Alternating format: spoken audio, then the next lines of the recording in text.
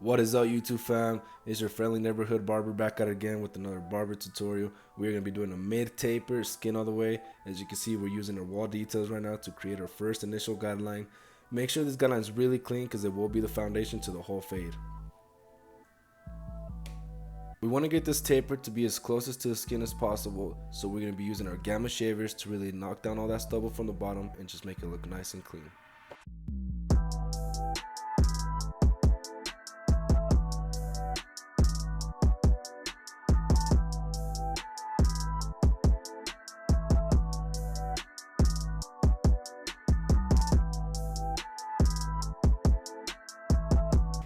Using our Mythic clipper with the blade all the way open, no guard, we're going to be creating our first guideline about a quarter to half an inch depending on your room to work with.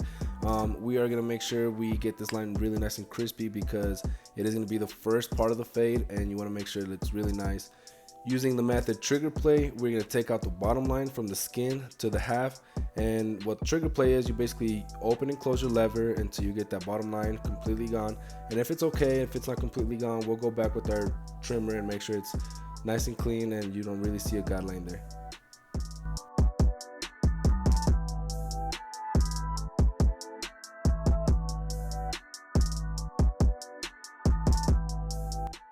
Using our 1.5 guard, we are going to create another guideline about a half an inch right on top of this one, and this one will be with the lever all the way closed, so it'll be shorter. And we want to make this one nice and crispy too because we're about to go in with the number 1 guard, open and close, and try to get this one out just using the same method we used earlier.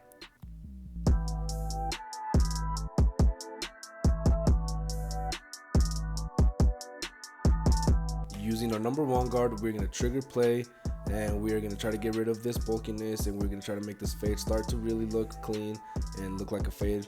And what you want to do is basically the same thing we did with the no guard trigger play, and it's okay if you don't get it completely out because we are going to go back with our 0.5 guard and just really clean it up and really make this fade start to pop.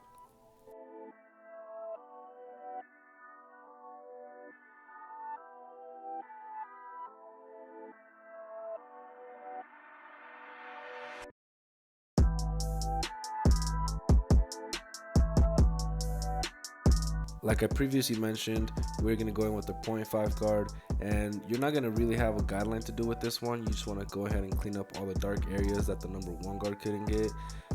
Make sure you always flick out in that C motion, and this should really start to make that fade pop and look pretty much almost complete. Notice how I'm going in at an angle and using the corner of the blade. You don't want to use the whole blade because it's easier to dig in there and create like a light spot and just take a big chunk of hair. It's a lot more controllable when you're using the corner of the blade, and you can see better when you're going to cut, if that makes any sense.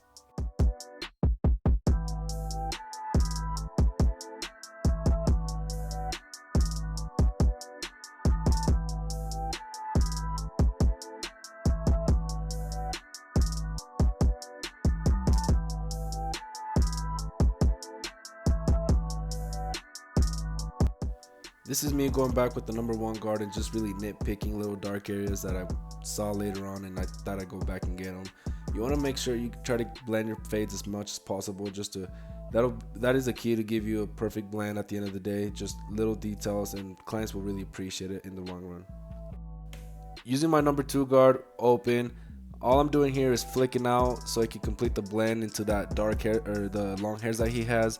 You want to make sure you don't go too high up on this because you don't want to like really take this taper too high up. You want to just kind of try to really blend it into the long hairs and just really complete the taper into the long curls.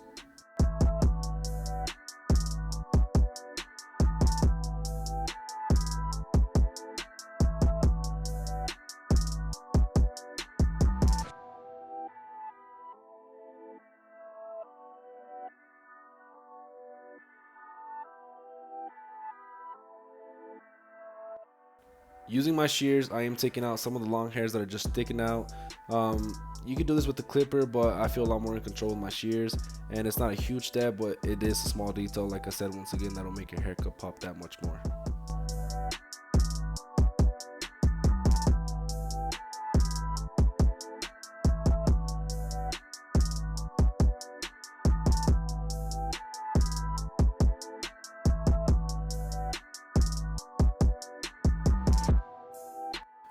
Moving on to the neckline, we are going to be using our wall details once again.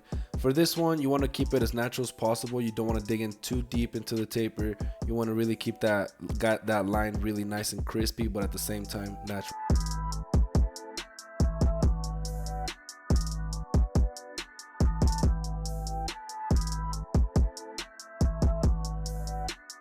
Obviously, we will be doing the same thing to the other side.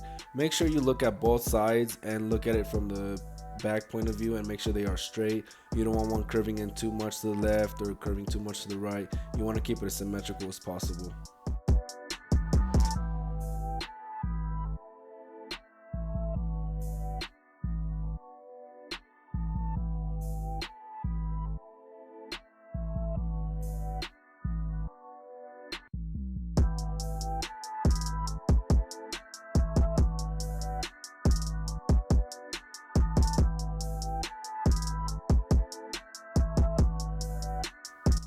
For the sides of the video, we want to do the same thing. We are taking it pretty low because I am also going to fade in his beard.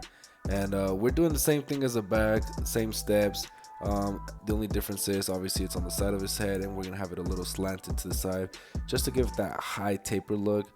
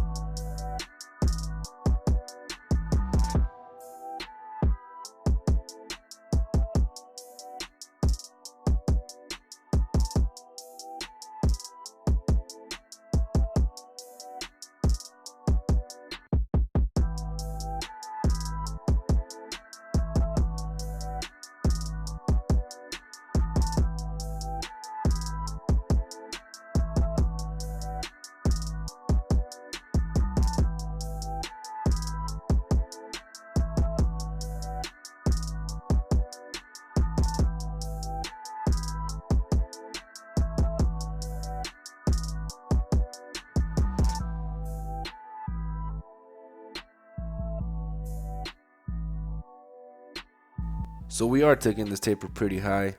My boy right here, he doesn't really do his hair as much as he would like to. He's also a barber. Shout out my boy Ray. But we are taking this taper pretty high just to really give it that baldness on the sides. He wears a hat most of the time, so it is going to look really nice once he got the hat on. We're not too worried about the hangover curls, like I said, because he won't do his hair as much. So at the end of the day, he's just going to tuck those in, so we're not worried too much about him. And I'll show you guys the final result at the end when it looks like with the hat, without a hat, and you guys will see the big difference.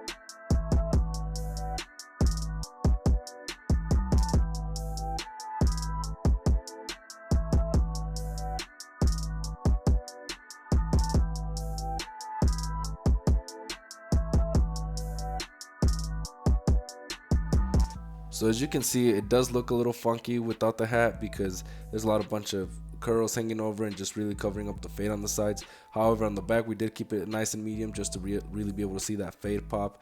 And as you guys can see with the hat on, it looks a lot different. This is really what my boy rocks most of the time, and it looks pretty fresh with the curls in the back hanging over.